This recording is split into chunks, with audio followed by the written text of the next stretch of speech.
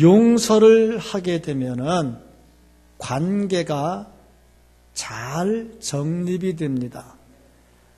용서를 해서 관계 형성이 되면 내 자신의 기쁨이 생깁니다.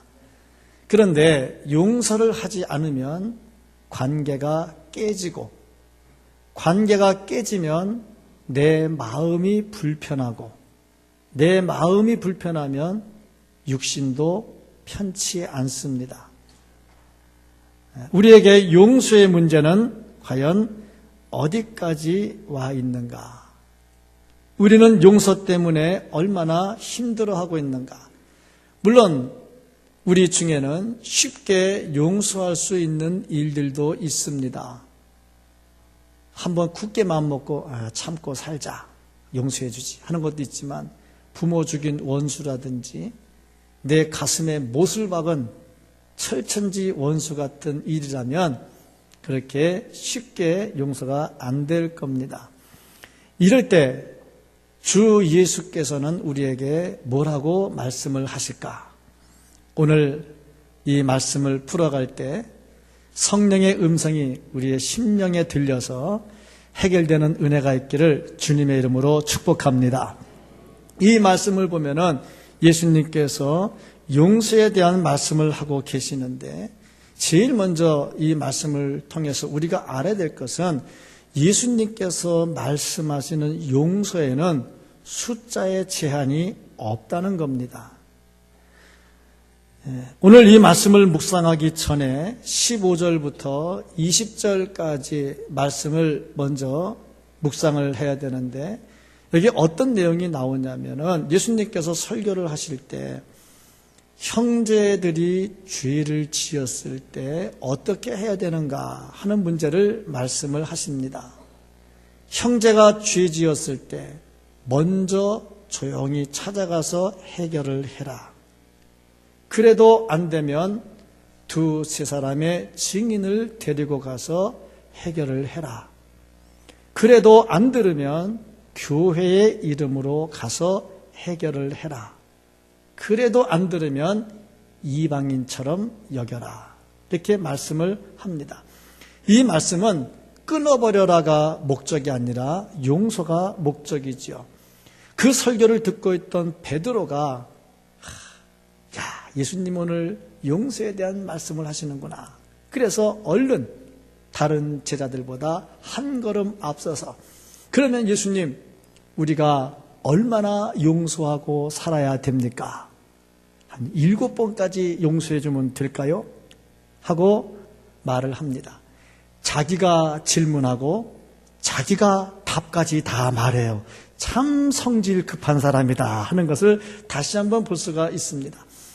그러나 베드로가 이렇게 7번을 말했을 때 그건 굉장히 그 당시의 생각으로, 그 당시의 관습으로 보면 센세이셔널한 답입니다. 왜냐하면요, 이 당시의 유대인들은 용서하는 것을 굉장히 수치스럽게 생각을 했어요.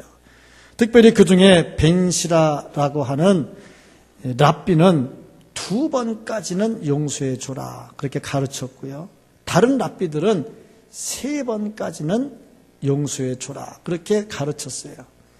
15절부터 20절까지 나와 있는 말씀에 예수님께서 말씀하는 것도 형제가 죄를 짓거든 첫째 혼자 가라, 둘째 두세 사람이 가라, 셋째 교회 이름으로 가라, 넷째 끊어라. 그러고 보니까 3번까지는 어떤 말씀하신 것 같아요. 거기에 대해서 베드로가 말하는 7번은 굉장한 숫자입니다. 그런데 예수님께서는 그 말씀을 들으시면서 뭐라고 답변을 말씀하셨느냐면은 7번뿐 아니라 7번씩 70번까지도 용서를 해라. 예수님께서 이렇게 말씀하시는 이유는 3번 용서하나 7번 용서하나 숫자로 가두어 버리는 것은 용서의 의미가 없다는 겁니다. 그러면 17절에 나와 있는 말씀, 듣지 않거든 이방인처럼 여기라고 했는데 무제한으로 용서하라면 말이 충돌되지 않느냐 하는 의문이 생길 수가 있어요. 그러나 17절에서의 말씀은 아무리 해도 듣지 않는 자들에 대한 예수님의 경고의 말씀이고, 22절에 나와 있는 말씀은 자기 자신의 잘못을 돌이킨 자에 한해서는 숫자적인 제한이 없다는 것을 말씀을 하고 있는 겁니다. 중요한 것은 예수님의 말씀은 용서에 관한 한 숫자로 가두지 말라는 겁니다. 이 말씀은 우리가 들어서 그냥 듣기 좋으라고 주신 말씀이 아니라 니네가 이렇게 해야 된다는 말씀입니다. 그러므로 우리는 이 말씀을 들을 때 그렇다, 예수님의 말씀이니까 우리는 무제한적으로 용서하며 살아야 된다. 이 하나님의 말씀으로 받아야 됩니다. 우리의 삶에 용서가 안 되는 것들, 오늘 성령님의 인도하심으로 해결되는 은혜가 있기를 주님의 이름으로 축복합니다. 아울러서 이렇게 용서를 하며 살아야 되는데, 그렇게 용서를 하면서 살아야 되는 이유가 뭐냐? 그 이유는 우리가 이미 용서를 받았기 때문입니다. 우리가 용서하는 이유는 이미 우리가 용서를 받았어요. 첫째로 보면은 이미 우리가 용서를 받았는데 기도할 때마다 하나님께 용서를 받아요. 제가 예수를 믿으면서 지금까지 기도하는 동안에 빼지 않고 하는 게 있습니다. 첫째, 하나님 감사합니다. 둘째, 하나님 제가 이러이러한 잘못을 범했습니다. 예수 믿으면서부터 지금까지 해요. 한 번 회개하고 끝나는 게 아니라요, 다른 것도 해가지고 하는데, 만약에 490번으로 제한을 했다면 1년 정도 되면 다 끝날 거예요. 몇십 년을 해도 계속해서 용서를 구하는 기도를 합니다. 이것은 무엇을 말하냐면 우리가 하나님께로부터 무제한적으로 용서를 받았다는 겁니다. 그러므로 우리는 용서를 해야 되는 것이고, 두 번째 이유가 있다면은 내가 용서받은 것이 다른 사람을 용서해 주는 것보다 더 크다 하는 거죠. 내가 용서받은 것이 더 크니까 다른 사람 사소한 거는 그냥 용서해 줘야 된다는 거예요. 그렇습니다. 내가 받은 게 너무 큰데 내가 어찌 갚지 않겠습니까? 세 번째 이유가 있다면은 주기도문에서 예수님께서 가르쳐 주신 것이 우리가 우리에게 죄 지은 자를 사하여 준 것 같이 우리 죄를 사하여 주옵시고, 내가 나에게 죄 지은 자를 사하여 주지 않으면 하나님께 용서를 구할 수도 없고 하나님께서 용서해 주지도 않을 것이라는 말씀이죠. 그래서 우리는 용서하면서 살아야 됩니다. 횟수와 상관없이 무제한적으로 내가 용서를 받은 것처럼 나 역시 무제한적으로 용서하면서 살아야 됩니다. 예수님께서 이것을 말씀을 하시면서 한 가지 비유를 들었습니다. 어떤 사람이 1만 달란트 빚을 졌다. 1만 달란트 빚을 졌는데 갚을 능력이 없다. 임금이 그를 불러서 갚으라고 했다. 이거 못 갚으면 너도 노예로 팔려가고 네 아내도 노예로 팔려가고 네 자식도 노예로 팔려가고 어찌됐든지 간에 이 돈을 갚아라 그랬습니다. 그런데 도대체 1만 달란트가 얼마나 되는 돈이냐? 성경을 보면 시대마다 조금씩 차이가 있어요. 그런데 이 학자들이 풀어놓은 것을 보니까 이 당시의 이야기입니다. 1만 달란트가 6천 데나리온입니다. 그런데 1데나리온이 얼마냐면 건강한 노동자가 하루 일당 받는 게 1데나리온이에요. 그러니까 6천 데나리온이라 1달란트가 6천 데나리온이라 그러니까 1만 달란트는 6천만 명이 일한 품값이에요. 6천만 명, 건강한 노동자가 6천만 명이 일한 돈이다. 그러니까 하루 일당을 7만 원 잡아서, 그래서 7만 원 너무 싼가요? 예, 하여튼 7만 원 잡아가지고 계산하니까 4조 2천억 원이 나와요. 만약에 10만 원 잡으면 뭐 5조, 6조가 막 나오는 거죠. 6조가 나와요. 엄청난 돈입니다. 그러면 도대체 이 종이 뭐 하는 종이길래 그렇게 많은 빚을 졌냐? 우리가 생각하기는 뭐 종은 뭐 가진 것도 없는데 이렇게 빚질 이유가 없잖아요. 그래서 이 말씀을 보고 신학자들의 해석을 보니까 단순한 노예 같은 종이 아니라는 거예요. 그럼 뭐냐? 지방 장관. 한 지방을 맡고 있는 왕에게 특별한 지역을 할당받아가지고 그 지역을 관리하면서 왕에게 세금을 내는 지방 장관이었거나 아니면 봉건 영주였다. 그렇게 말을 합니다. 그러니까 한 지역을 완전히 담당하면서 거기서 나오는 모든 것에 대한 세금을 내야 되는데 그것을 잘 감당을 못한 거죠. 그게 쌓이다 보니까 1만 달란트가 되어버린 겁니다. 역사가 요세푸스의 해석에 의하면 그 당시에 유대인 그 나라, 유대 나라 전체가 내는 세금이 얼마였느냐 하면은 1년에 800달란트였다고 그래요. 그러니까 한 나라가 1년 동안 내는 세금이 800달란트. 그런데 1만 달란트 빚진 거를 계산해 보니까 12년 6개월 동안 세금 안 낸 게 되더라고요. 엄청난 돈입니다. 자, 이 돈을 갚아라. 갚을 능력이 없어요. 너도 종으로 팔고 아내도 종으로 팔고 자식을 종으로 다 팔아라. 지금까지 종으로 산 적이 없는데 어떻게 살 겁니까? 또 종으로 간다고 한들 그 당시에 최고로 건강한 종이 2,000데나리온 받았어요. 2,000데나리온. 그러니까 5식구 다 팔린다고 해도 1달란트도 안 돼. 어떻게 이걸 갚을 거예요? 그래서 할 수 있는 거는 단 한 가지밖에 없어요. 살려주세요. 살려주세요. 용서해주세요. 이거밖에 없잖아요. 얼마나 간절하게 빌었는지 임금이 불쌍한 마음이 들었어요. 그래서 좋다. 갚지 않아도 된다. 그 사람이 다 그렇지 않습니까? 이놈 하고 때리려고 그랬다가도 잘못했어요. 그러면 손 내리잖아. 그렇지 않습니까? 전혀 그런 분 아닌 것 같아. 그 빌다 말다 막 때리시는 분들 같아. 어떻게? 그렇잖아요. 잘못했다는데 어떡할 거예요? 살려달라고 어떻게든 갚겠다고. 근데 뭐 해서 갚을 거예요? 1만 달란트가 장난이 아닌데 자기가 사기치도 그렇게 많은 돈 사기 못 칠 거거든. 어떻게 갚을 거예요? 그러니까 불쌍히 여겨서 용서를 해줬어요. 그러니까 1만 달란트 빚진 자의 입장에서 보면 기적이 일어난 거죠. 우리말에 말 한마디에 천냥빚을 갚는다 그랬는데 이건 천냥빚이 아니라 몇 조를 갚은 거예요. 몇 조를.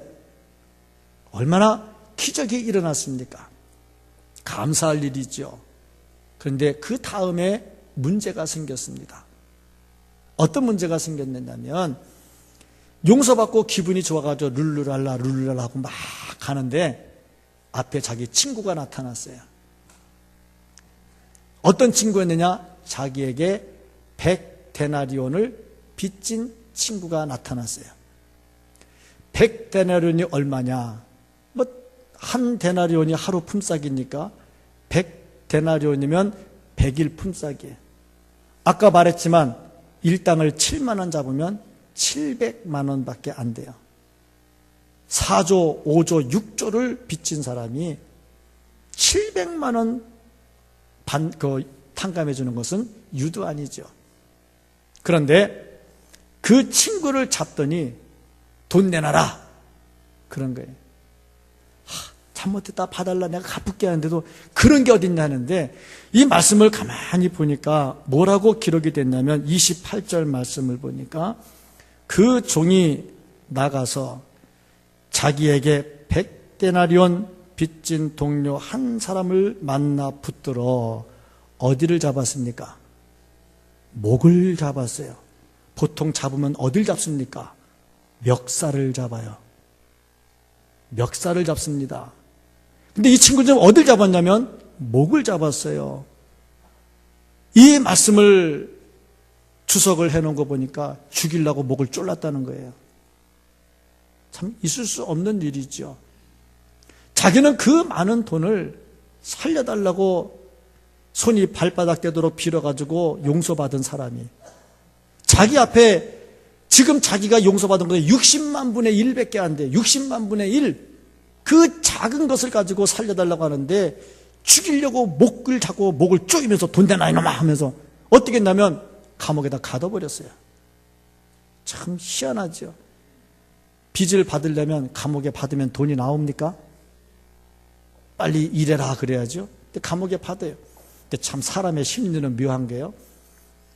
돈 내놔라 그러면은 안 내놓는데 감옥에 가두면 무슨 수를 써서도 돈 갖다 놔요. 그 참 사람의 심리가 묘해요. 그래서 감옥에 가둔 것 같아요. 정말 해도 너무하다는 거죠. 자기가 받은 게 얼만데 왜 이런 일이 일어나느냐. 첫째는 물질에 대한 욕심입니다. 물질에 대한 욕심. 이 욕심이 많으면 눈이 흐려지고 판단력이 흐려집니다. 욕심이 잉태한 즉 죄를 낳고 죄가 장성한 즉 사망을 낳느니라 그랬어요. 판단력이 흐려져요. 욕심이 들어오면요 판단력이 제대로 되지 않습니다. 둘째로 자기 자신만 생각을 합니다. 자기 탕감받은 게 얼마입니까? 자기 탕감받아서 기분 좋고 즐거운 것만 생각을 해요. 다른 사람 생각을 안 해요. 셋째로 이웃에 대한 배려가 없어요. 100데나리온 빚진 자 그도 얼마나 괴로웠겠습니까? 거기에 대한 배려가 전혀 없어요. 넷째로 자신이 용서받은 것에 대한 고마움이 없어요. 얼마나 큰 거를 탕감받았습니까? 고마움이 가득 차면요 웬만한 거 다 그만둬요. 우리 하다가 뭐 하나 좋은 거 생기면 사정가 야 너 가자고 다 줘버리거든요. 이 사람의 마음인데 그런 자체가 없어요. 오직 자기 자신만 생각을 하고 있단 말이죠. 그렇다면 우리는 어떤가? 우리는 허물과 죄로 이미 죽은 존재들이었습니다. 그런데 하나님께서 예수 그리스도를 보내주셔서 그 보혈을 뿌려 죽은 우리를 살려놓으시고 우리에게 천국을 주셨습니다. 우리가 지은 죄가 아무리 많더라도 눈과 같이 희게 해주신다고 말씀을 하셨고 또 깨끗하게 해주셨습니다. 그래서 우리로 하여금 천국에 갈 수 있도록 만들어 주셨습니다. 그 은혜를 입은 거거든요. 이것은요 1만 달란트와 비교가 안 돼요. 왜냐하면요 1만 달란트가 얼마나 많은 돈인지 모르고 아무리 많은 돈이라 할지라도 죽으면 끝나요. 내가 빚을 졌더라도요 1만 달란트 빚 졌더라도요 오늘 죽으면 끝나요. 돈 내란 사람 없어요. 그렇지 않겠습니까? 요즘에 자식도 아버지 재산 물려받지 않겠다고 딱 끊어버리면요 자식에게도 못 받아요. 죽으면 끝날 일이죠. 그래서 어느 목사님은 교회를 막 확장시켜 나가는데 엄청나게 막 빚을 내가지고 교회를 막 확장시켜요. 땅도 사고 집도 짓고 막 해요. 그래서 옆에서 얘기를 했어요. 목사님 너무 이렇게 빚 내가지고 하면 나중에 어떻게 감당하려고 그래요? 그랬더니 나 은퇴할 때 다 됐는데 나 은퇴하면 다음 목사가 갚으면 돼 그러더라고. 그 다음 내게 이러다가 예수님 오시면 안 갚고 그냥 끝나버리면 돼 그러더라고. 그래서 막 한다 그러더라고요. 아무리 1만 달란트가 많아도 죽으면 끝나잖아요. 그런데 하나님께서는 우리를 사랑하셔서 예수 그리스도를 보내주시고 우리에게 천국을 주셨어요. 이건 죽어서 끝나는 게 아니고 죽어서 시작이 되는 거예요. 이 은혜를 받았는데 나한테 사소한 잘못을 한 사람을 어찌 용서하지 못하고 살겠느냐 이 말입니다.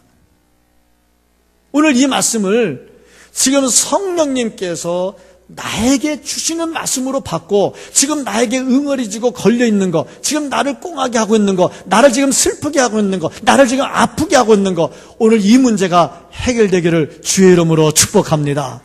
부모 죽인 원수도 아닌데 왜 사소한 거 가지고 못하고 있냔 말이죠. 우리는 이 땅이 끝이 아니에요. 우리는 천국에 갈 사람들이고 천국이 우리나라입니다. 우리의 목적은 천국이거든요. 근데 사소하게 이 땅에서 사소한 것 때문에 이 아픔을 가지고 살 이유가 없는 거죠. 1만 달란트 빚진 자가 탕감을 받고서도 100데나리온을 탕감하지 않는 이 아픔. 우리는 이런 자가 아니라 탕감받은 기쁨으로 용서하고 사는 사람들이 되어야 될 겁니다. 자, 그러면 예수님의 말씀의 다음 단계입니다. 용서하지 않는 자 어떻게 됐는가? 용서하지 않는 자가 받을 벌에 대해서 예수님께서 말씀을 하셨습니다. 100데나리온 빚진 자가 살려달라고 애원을 하는데 그 사람의 멱살도 아니고 목을 잡고 뒤흔들면서 이놈 돈 내놔. 그걸 보니 빚진 사람은 죄인이라 할 말이 없어. 근데 옆에서 보던 사람들이 보니까 너무 딱해. 너무 딱해. 자기는 엄청난 돈을 용서받고서 그 작은 거를 안 해주는 게 너무너무 안쓰러워가지고 어떻게 했냐면 임금님 찾아가서 다 보고를 해버렸어요. 이만저만 여차저차 이렇게 됐습니다. 임금이 화가 났죠. 고얀 녀석, 그 많은 걸 용서해 줬는데 저는 용서를 못해? 당장 잡아와라. 그래서 어떻게 했느냐? 30절 말씀에 보니까 34절 말씀에 보니까 주인이 노하여 그 빚을 다 갚도록 그를 옥졸들에게 넘기니라.